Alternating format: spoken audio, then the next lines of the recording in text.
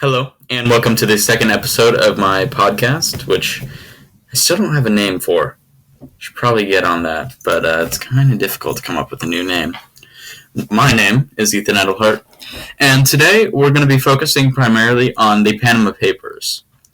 So I don't know how long this episode will be, but it's going to talk about the Panama Papers. And for those of you who don't know, this is a set of documents that has been released and is still being released because there's over a terabyte of data to be shared and gone through.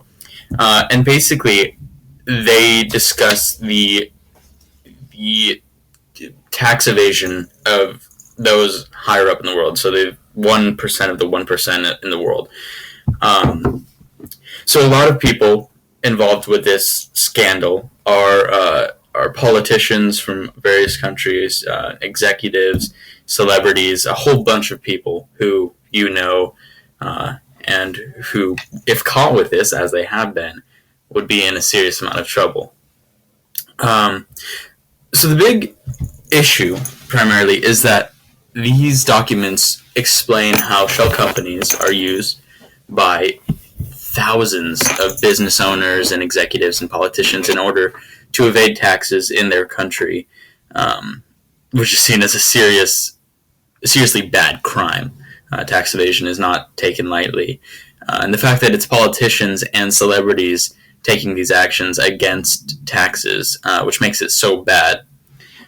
So some of the people recently, most highly up involved in this scandal, are the Prime Minister of Iceland, a lot of the Chinese government, including Xi Jinping, David Cameron's father, but that connects to David Cameron, and we'll go into that a bit. And those are the three main ones in the news right now.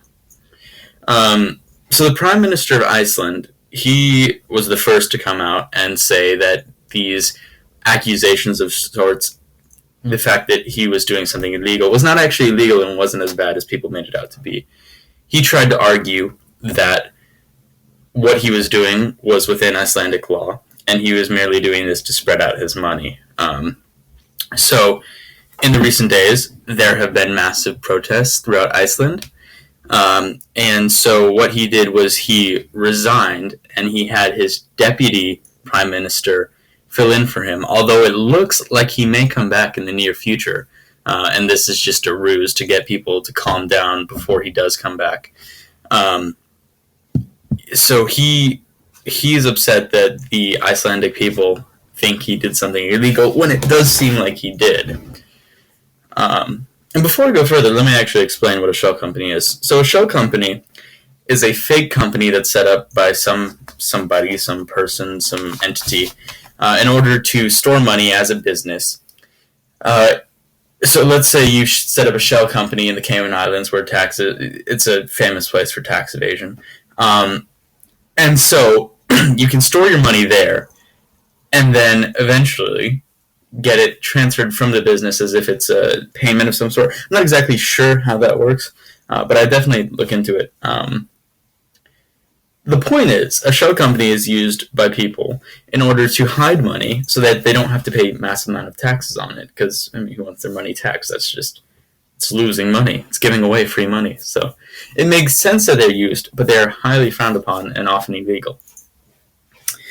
So a lot of the people in the Panama Papers set up shell companies, put money into them, and then were caught recently when all this data was released. As for David Cameron's involvement, or at least his father's involvement, that's where things get a bit iffy. So David Cameron, when this stuff was released, said he had no involvement whatsoever with these, that it was purely his father, and he actually sees nothing wrong with what is done. The problem comes with David Cameron's standpoint on tax evasion and taxes in general. He's a firm believer that everyone should pay taxes. They should be very rigorously checked, that taxes are key to the survival of the British government. And so by him merely being mentioned or thought of in this light is really damaging to his whole viewpoint as the Prime Minister, and just the way he presents himself as this, oh no, taxes are massively important, you must take care of them. So in the coming days, a lot of new information will be released, a lot of stuff will be poured through, and we will see more people being outed as having these shell companies set up with their money. One of the big things that was pointed out when all this data was initially released is that U.S. politicians or U.S. executives or U.S. celebrities weren't often mentioned in the papers, and that's because this data, like I said, there's a terabyte of documents, and so that's going to be coming later. There was a tweet from one of the journalists handling this stuff that was talking about big things are to come, or something along those lines. I don't have the exact tweet in front of me, but something like that. And so it leads people to believe that there will be some famous politicians being outed as using these shell companies to hide their money. So what is the purpose of releasing these papers? Something that many people have asked. Well, it's just important to it's to hold the governments of the world accountable and to show that no one is telling the truth. No matter how staunch they may be in their beliefs, no matter how steadfast they are in the way they present themselves, a lot of them are lying. There's a lot of misrepresentation of standpoints in the world.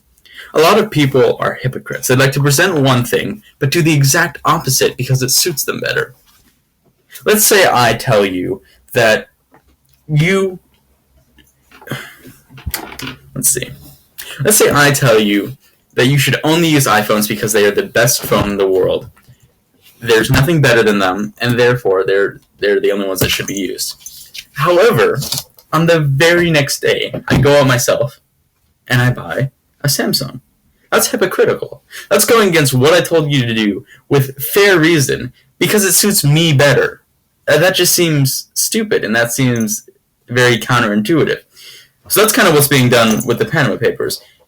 They're used to show that politicians lie. They suit themselves, and they just do whatever helps them the most. They're not looking out for the well-being of others. They're looking out for the well-being of themselves. And that's the scariest part of this, is that no matter how trustworthy a politician may seem, which many people don't trust them, so that's kind of up in the air.